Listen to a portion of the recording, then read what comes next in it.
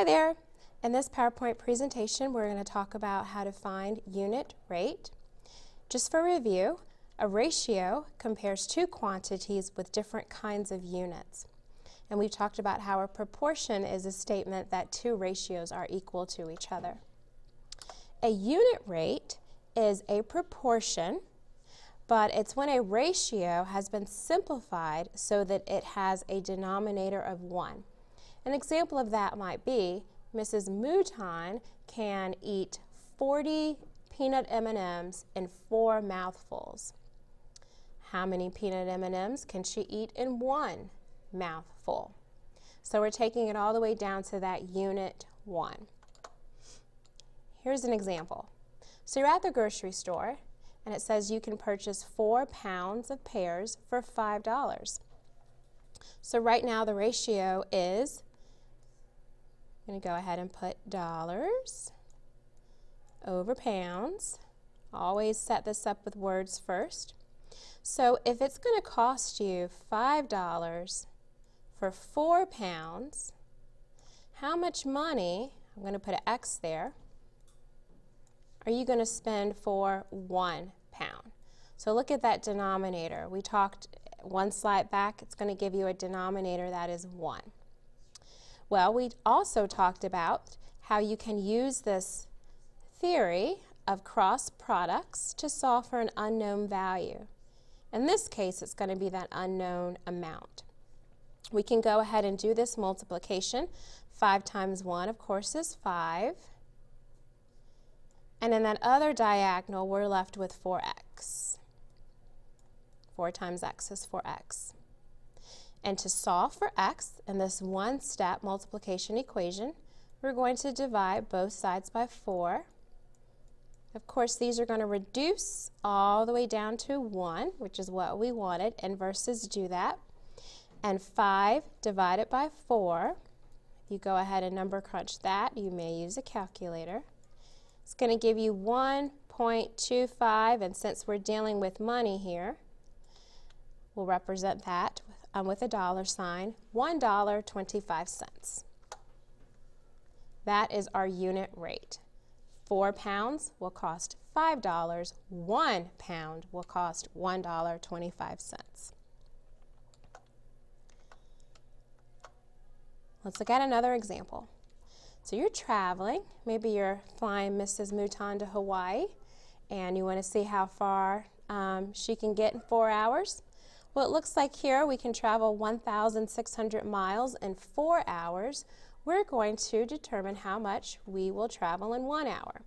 So here is our ratio in words. I'm going to go ahead and just put miles, M for miles, over hours. So 1,600 miles is to 4 hours.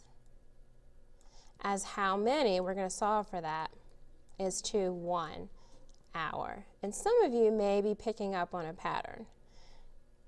When you look at this diagonal, because our denominator is 1, it's always going to be, thanks to that identity property, it's going to be this, the number you're multiplying by 1, which in this case is 1,600, and then we're going to end up dividing that product by 4. So have you picked up on it? Really, we're taking 1,600 and dividing it by 4.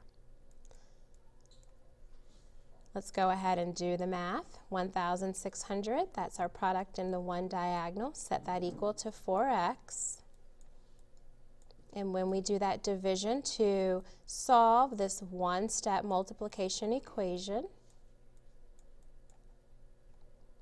here our inverses cancel, so we're left with x, and 1,600 divided by 4 is 400 miles. So 400 miles per hour.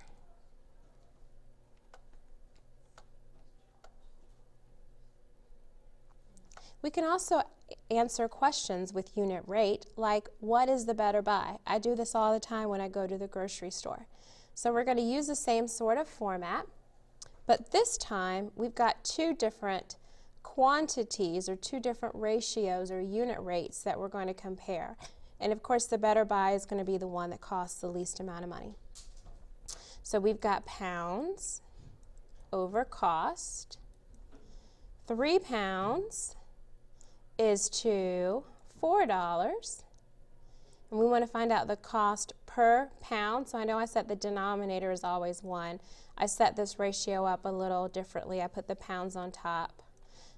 In that case, the 1's going to correspond with the pounds.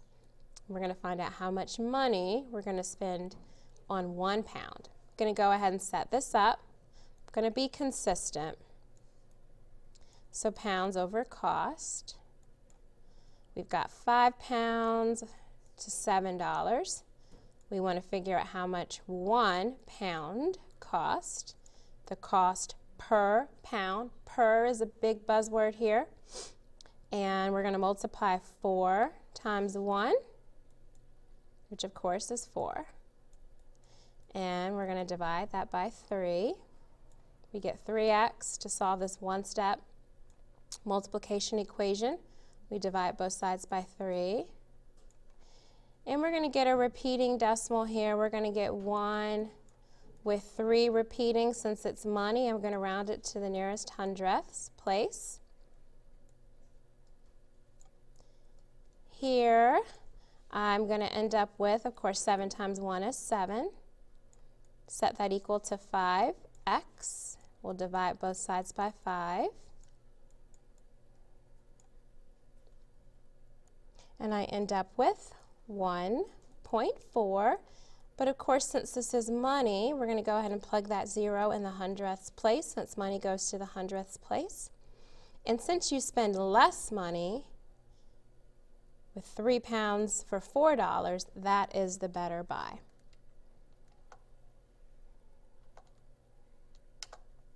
There's our better buy. So thank you for watching your notes on unit rate. Please be prepared to come to class tomorrow to discuss it further.